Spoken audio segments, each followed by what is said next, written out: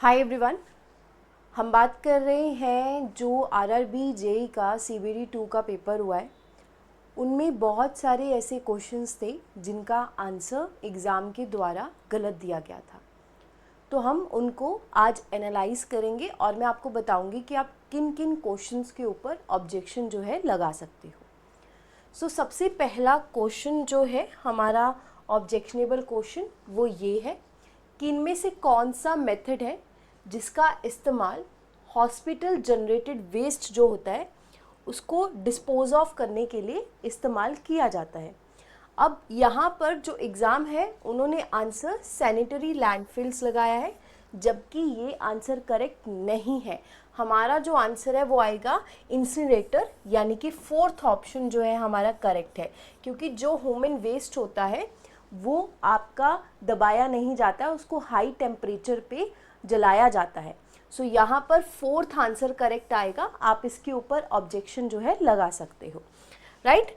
तो ये आपको याद रखना है कि सबसे अच्छा मेथड जो है वो इंसिनरेशन है, जिसमें आप क्या करते हो कि जो हाई टेम्परेचर पे जितना भी ह्यूमन वेस्ट है जो हॉस्पिटल्स के द्वारा जनरेट किया जाता है उसको आप जलाते हो। नेक्स्ट हमारे पास इसका आपको मैं प्रूफ भी बता देती हूँ। आप अगर एनसीईआरटी में जाएंगे, रेफरेंस क्लास 12th की एनसीईआरटी है, बायोलॉजी का आपका सब्जेक्ट है और चैप्टर जो है इन्वायरमेंटल इश्यूज़ वाला चैप्टर है, वहाँ पर आपको पहले ही पैराग्राफ में इसका आंसर जो है मिल जाएगा।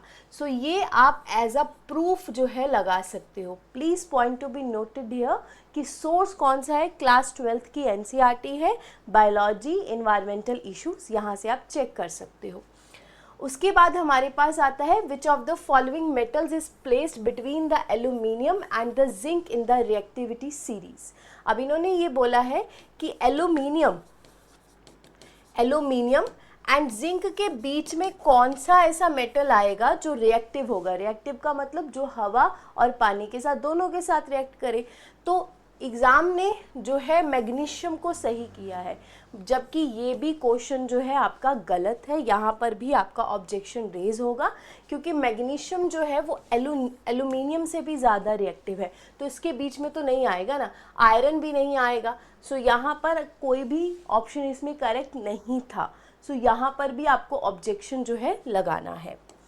देन इसका आंसर आपको कहाँ पर मिलेगा, आप कौन सा सोर्स लगा सकते हो, इसके बारे में भी बात कर लेते हैं। रेफरेंस आप क्लास 10th की जो एनसीईआरटी साइंस है, चैप्टर आपका मेटल्स एंड नॉन मेटल्स का है, पेज नंबर 45 है।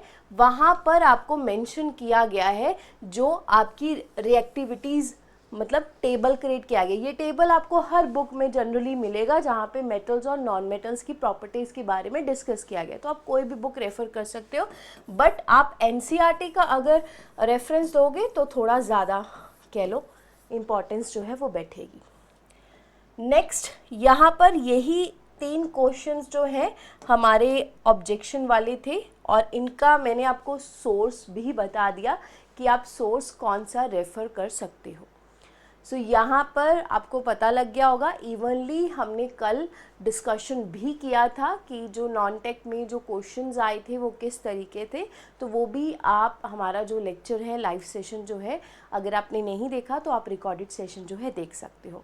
इसकी पीडीएफ आई विल ट्राई कि मैं टेलीग्राम चैनल पे प्रोवाइड कर दूँगी। आप इंजीनियरिंग वाला का जो टेलीग्राम चैनल है उसको आप ज्वाइन कर सकते हो। Thank you very much guys, have a great day.